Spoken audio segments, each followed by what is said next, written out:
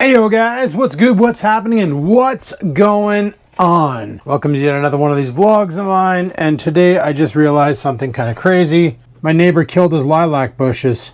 Remember those bushes that separated my house from his? Totally murdered them, but I don't know what the heck he's got going on there. There's like a yellow flower. We can go outside and check a look. We'll go outside and check a look at that. We could take one, but let's just check a look.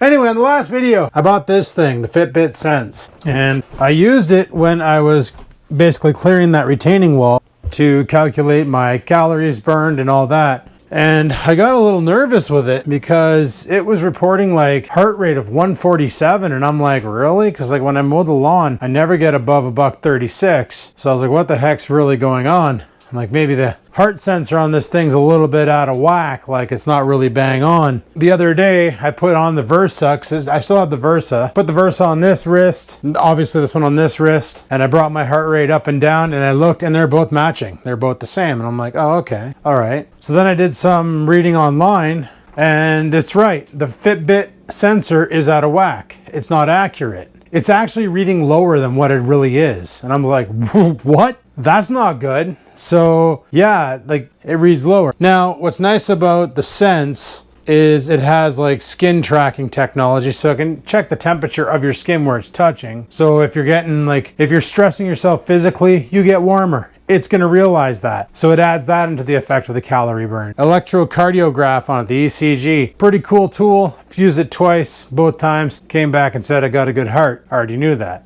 That's what the ladies tell me. But the heart rate thing was kind of throwing me off. I was like, really? So it's actually higher than what it shows? So now what I need to do is find one of those things they use in the hospitals where you pinch it on your finger. You know what I'm talking about? Checks your SPO and checks your heart rate and all that. Or just go to Walmart and jam my arm in that machine and let it do a blood pressure test. It's been a hot minute since I've had one of those done. But yeah.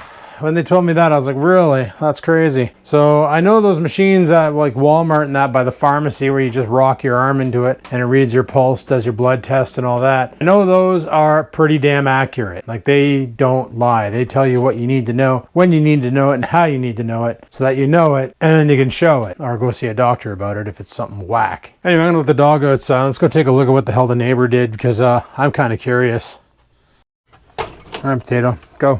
Yeah, I'm really curious because that doesn't make sense. I would take Oreo with me. Problem is he beelines it for the road and jumps in front of cars. I don't know why my dog's so damn suicidal. It's probably because he's little. But I don't know if he wants these cattails killed or what the dice with this dead foliage is. If it doesn't make a bounce back, I'll just run my mower through it, call it a day. As for this crap, I'm probably just going to murder that with the weed whacker. I do need to pick up that gate. Still haven't gotten around to doing that. Really don't care though, but I do. I should really care about killing. I got to be careful around here so I don't hit the gas line with the brush cutter. But there's nothing here that I can injure except for my house's ground wire here, which is looking pretty corroded. Probably about as useful as taste buds on an arsehole. Kill all this off, mow it back, all that fun stuff. Should push this back too with the brush cutter. Why not? Yeah, I was really curious about this because I came back from the bathroom there and I looked out and I saw it was pretty much done. And I'm like, well, when the hell did this happen? And it must have happened last weekend when I was, last weekend when I was cutting up the backyard there, the retaining wall. We can go check on that too, give you a little bit of an update because it's been about 4 days since that work has been done. Been kind of slacking on video production. I would apologize, but I don't need to. It's my life, I'm gonna live it. Still gotta get, I think I just killed a frog, poor little feller. But still gotta get a mower over there and clean that up again. I think if I keep mowing it, it'll gradually die, but this shit's pretty much smoked. I gotta get in here and clean all this up too. I should have done that. I do want to keep this here mowed. Maybe gradually grass will take it over. I do want to kill all this shit here too. Oh, it's just so much work, so much annoyance. But I'm glad the thistles are all dead. There's nothing worse than walking through your backyard, even with shoes on. You step on a thistle and you take one right through the sole. Holy piss, does that hurt.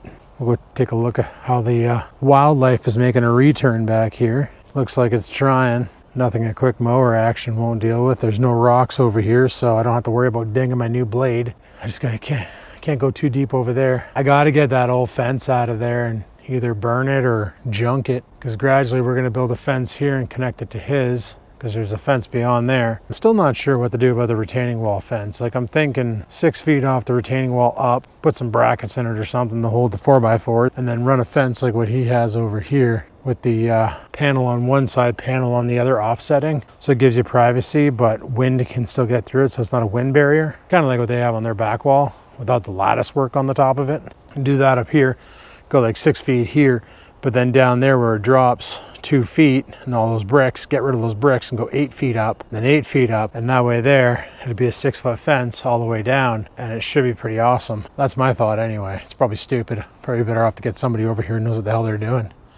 And the cow parsnip is still trying to make a freaking recovery. Oh yeah, and I got something really bad to deal with. See this piece of wood? The other night I had Oreo out here, standing on the patio, keeping an eye out because I seen a rather large cat come flying up the street the one night. Just imagine if I wasn't out here with Oreo and that cat looked over and saw this little chicken nugget, probably take a snap. I saw that and I was like, okay, all right. So now I come out here at night with him and just keep an eye out in case anything gets crazy. And I got to grab the rusty shovel and fight something. Heaven forbid, because I'll probably die if I have to use that as a freaking weapon. But I'm sitting there and I'm standing on my spot here on my deck and I can hear rustling in there. And it was something that was moving and taking up a lot of space. So I get up here, I come over and I look down and then I see it, the black and yellow. So I grabbed the shovel and just went shunk, shunk, shunk, shunk, shunk in there. And the rustling stopped. So chances are I got a Swiss cheese snake in there now. So when I pull that board out, it's gonna be some pretty interesting shit. Not looking forward to that.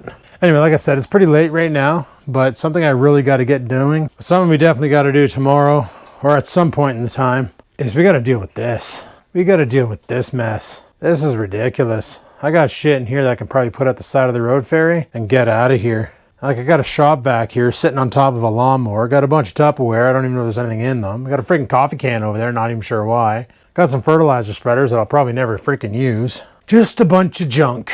Got to go through it. And it'd be really sweet if I could ever find my freaking job mate toolkit, my rotary kit, because I want to use the my rotary tool. Because here's my plan to fix this. You guys can tell me if it's stupid or dumb, or I'm just going to give it a go anyway. I'm going to cut some bevels in here. Then I'm going to take the old MIG welder and rip a line right up, fill it in. I think it might hold. I don't know. I really don't know. I honestly don't know. Did I mention I don't know? But for the life of me, I cannot find my rotary toolkit, and it literally has all the bits in it I need because my Dremel box is freaking empty, and I have no idea where the hell I put that thing. Thought it was in here, but turns out all I have in here is some freaking beads and genuine high-performance lubricant. Oh, that should be in the bathroom. You know, this is the coloring books for the Trans Am and the Volkswagen Golf. And down here is probably a bunch of crap. That's just my bags and other junk. I honestly don't know where the hell I put the Dremel kit. I know it was sitting up there before I moved those speakers up there. And now I don't know where the hell I put it. Another thing I want to do, oh yeah, rip, is go through this. There's the actual Dremel, okay?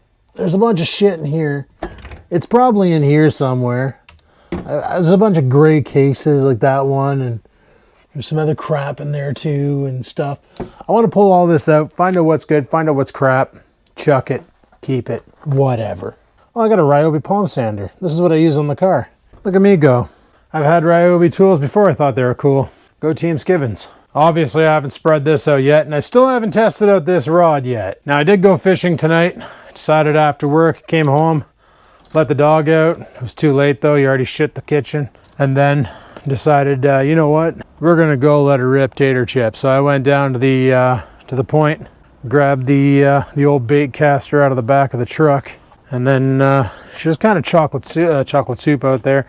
So I was like, all right, let's get something that's going to displace some water. So I threw out a square bill crankbait. Nothing. Nobody wanted it. I was like, all right, cool. So then I started tossing between a jig with a willow blade or just saying, let's go balls deep and grab a spinner bait, put a trailer on it, sail it out. Eeny, meeny, miny, mo, jig with willow blade 1, and that's what we ended up using. So I put that on, I put one of them on with the saucy swimmer from Skivinz, sailed it out a couple times. My cat has totally eaten a piece of plastic off the ground because she's special. Scampers, what are you doing? Can you not? I swear, man, give a cat a plastic bag or a piece of plastic in general and they're happier than a pig in shit. Buy them $300 in cat toys, I'll never touch them. Animals are weird. But yeah, sailed it out with the Skivinz, 3 casts in. Boom! Catch me a squeaker. It's been a while since I caught a fish down there. It's been kind of rough lately with the shad flies coming back. And they were out in swarms too. Like literally I was down there for maybe an hour, casting around and searching for fish. Caught the one, couldn't find anything else. Waves are pretty brutal too. Went to go leave and my truck was covered in shads. So, not covered, but there was at least 30 of them on there. Just like, oh, it's so warm. You know, because they're stupid. That was the situation there. You know what, guys? Maybe today will just be a walk and talk video, and then we'll do garage cleanup some other day. That feels like a Saturday thing, or maybe a tomorrow night thing. But I don't feel like making this a double video thing. I got some work to do in the garage too. Like I said, I got to weld that thing for Dad. As far as the Mantis rototiller thing goes, because that's the end game for that area over there, is I do want to rototill it, lay down some grass seed, water the piss out of it, and hope for success. But when it comes to the carburetor, like I mentioned before, 12 bucks for a carb, 11 bucks for a rebuild kit. There's absolutely zero reason to use a rebuild kit when that's the case. Just replace the damn carb. Pitch the old, if you want to do them, just put some fish in the fridge. Pitch the old carb, put a new carb on it, run premium gasoline with some 2-stroke motor oil, obviously. Luckily, Canadian Tire makes it easy to mix it because you can actually buy this cylinder where it's like, how many liters of gas do you have in your tank? And then it's like, you have 5 liters of gas. So you pour it up to the 5 liters of gas, which isn't 5 liters of gas. It's actually like 100 milliliters, and there's your 50 to 1. Or you pour it up to 35 milliliters, and there's your 35 to 1, or whatever it is. Or not 35. 350 milliliters would be 35 to 1, or something like that. I don't know. Math was never my strong point. Neither was English and or school in general. That's what you can do to make life easier when mixing gas and oil rather than just playing a guessing game and then either A, smoking your engine, or B, smoking out your entire backyard. Yeah. So I'm thinking about just ordering the carb off Amazon. It's probably going to take a while to get here because it comes from China. Overseas stuff always takes a while. Unless they got something that's primed for a sexy time, I'm probably going to have to deal with import fees just to get that thing up and running. Then we'll take it in the backyard and we'll see how to rototill. I've never done that kind of shit before, but you know, if it works, it works. If it doesn't, it doesn't. We'll figure it out. Another thing I've been looking at is bikes. Like I got the fat bike, it still works. Probably should get new tires for it. New tires are going to cost me about 55 bucks for cheap ones, which are the ones that are already on it. So if I wanted to get the exact same tires that are on it that lasted me pretty much 2 seasons, we'll say, okay? 2 seasons worth of rubber. There's still knobs on it and stuff, but they're kind of bare. I've already punctured it a couple times and, you know, wrecked the tube a couple times and patched the tube a couple times. And I got a spare tube in there and hopefully I can find another one. I was thinking about just replacing both inner tubes, putting new tires on it and calling it a day. But then I was looking at some bikes and I'm like, you know, if I had a new bike, I could pedal faster, not burn myself out as much, and just overall have a better experience. Because if you think about it, I bought that freaking fat bike from Canadian Tire for $329. After the government took their cut, it was about 370 bucks, give or take a buck. And then rode it in 2019. I didn't really drive it too much when I bought it. Rode it around here and there, didn't do too much with it. And then in 2020, that's when I started doing a lot more bike riding and that. And then that's when I first did the cycle challenge and I really put a lot of mileage on it. Then in 2021, same thing, put a lot of mileage on it, really wore those tires down. And the thing's a damn fridge. It's so hard to pedal. So I paid $329 for it, but in 2021 I was having problems. The derailleur was slipping, the brakes never worked. Like the bike's too heavy for those brakes to stop it. Like you literally mash both the front and the back and you come to a slow stop. And I almost ran over a kid who decided to jump in front of my bike because the kids are stupid. Luckily, I was able to dodge out of the way, slam on the brakes and come to a stop and not railroad the kid, because I'm pretty sure I would have like really hurt the kid if not killed. And that wouldn't be awesome. But like, oh yeah, I'm in jail for killing a kid. How'd you kill a kid? Well, I ran over with my pedal bike. Like, holy, I'm going to be someone's fish if that was the story. I've been eyeing up some new bikes and I'm tossing between, I think it's 3 companies. One is the Trek Marlin 5. The other one is the Norco Storm 5. And the third one is, what the hell was the third one? I think it's a Specialized rock hopper. Now all 3 bikes have a lot of similarities, but some of them have different situations. I think it was the Specialized that comes with the option to go tubeless, where you can just run the tire like you do on your car. So if you get a puncture, it's easy to fix.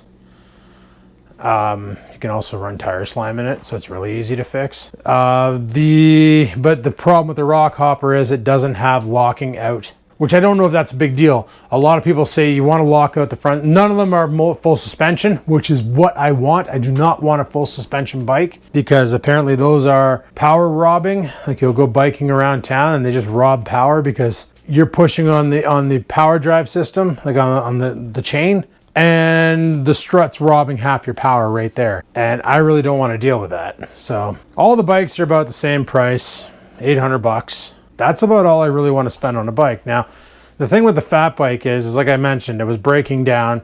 I had to put some money into it. So I put a new tube into it, put new brakes into it, put new chain, new derailleur or cassette, whatever you want to call it. Yeah, derailleur is something completely different, but a new cassette, new shifter. In the end, that $329 bike cost me about $800 in repair, or an extra $400 in repairs. So it was about an $800 bike for a stainless steel framed fat bike that weighs like 70 pounds. Now, I've seen the storm bikes. The kids all have them. They're freaking nice. They're light as hell. I literally picked up Logan's bike and I'm like, holy shit, this thing probably weighs like 25 pounds. This is amazing. I was thinking with one of those, you know, biking wouldn't be such a chore.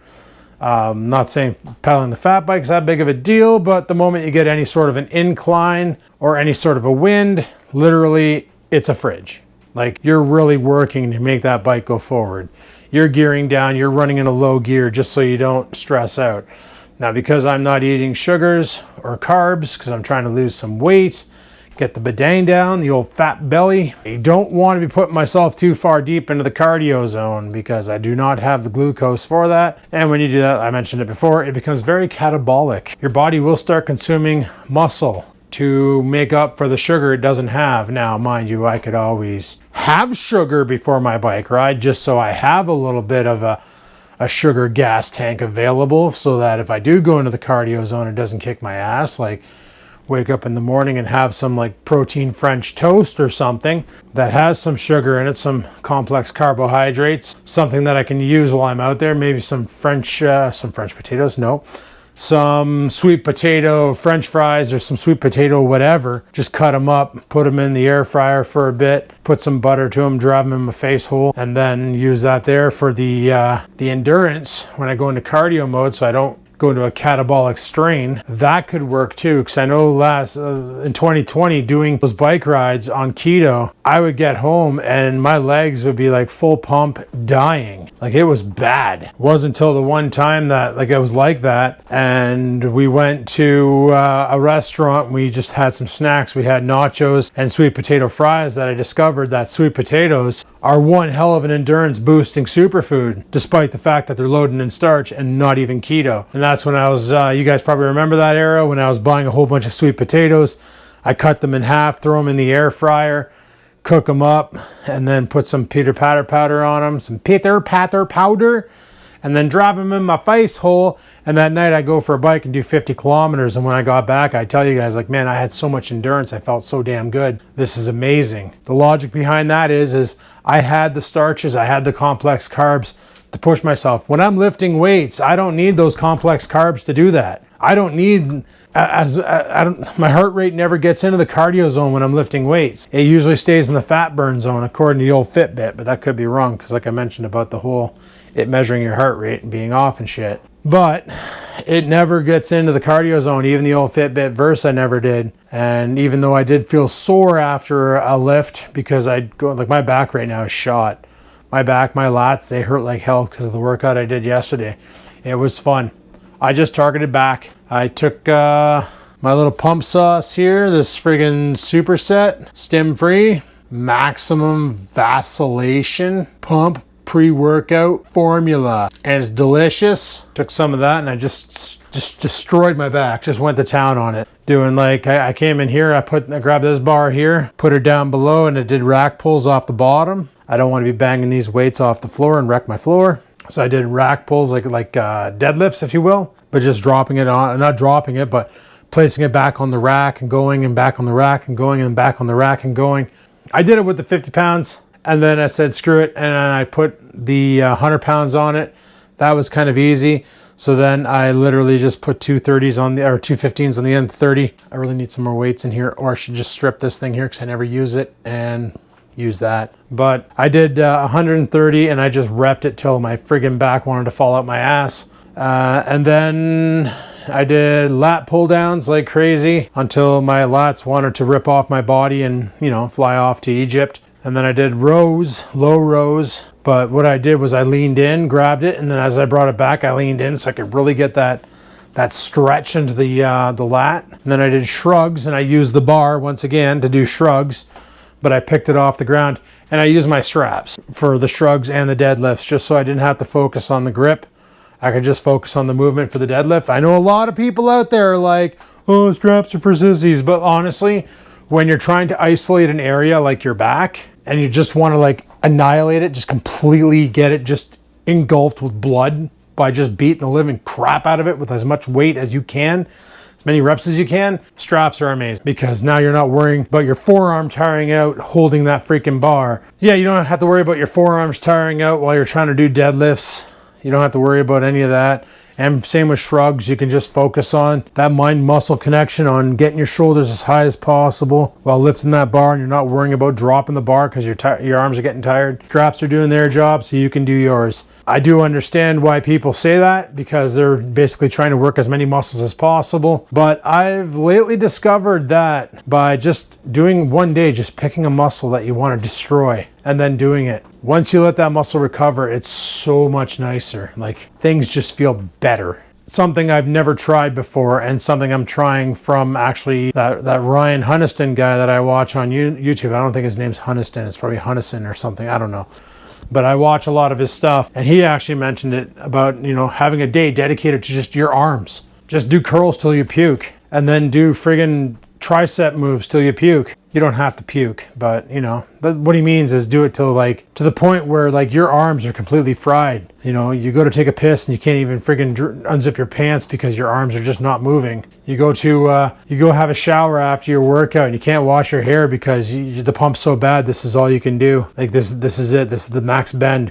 So you're doing one of these awkward like head rolls like the dogs do when you put your hand out and they want pets. As long as I'm losing weight, that's my main thing right now is I want to get rid of the fuel tank here because nobody likes seeing a big fat gut on a guy. It's not exactly awesome. Gonna cut, like I had some beer on the weekend, not a big deal. I'm basically gonna cut that back to more of a social drinking thing versus well, I'm bored tonight, let's watch some movies and get hammed. Because alcohol is a major deterrent in weight loss, and right now my goal is to cut some weight. Definitely before we get biking for the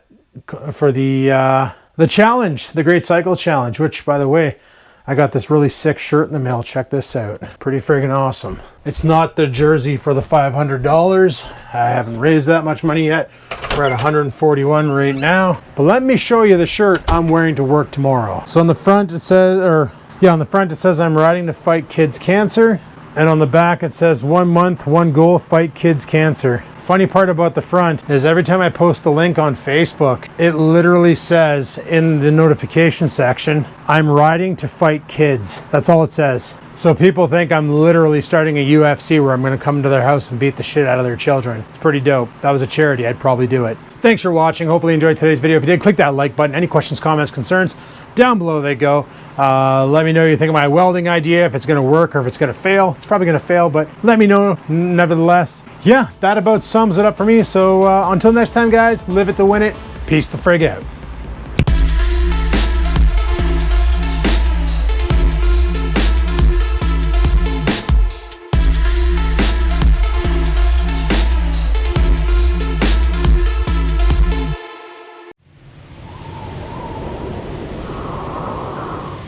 Sit, stupid, sit.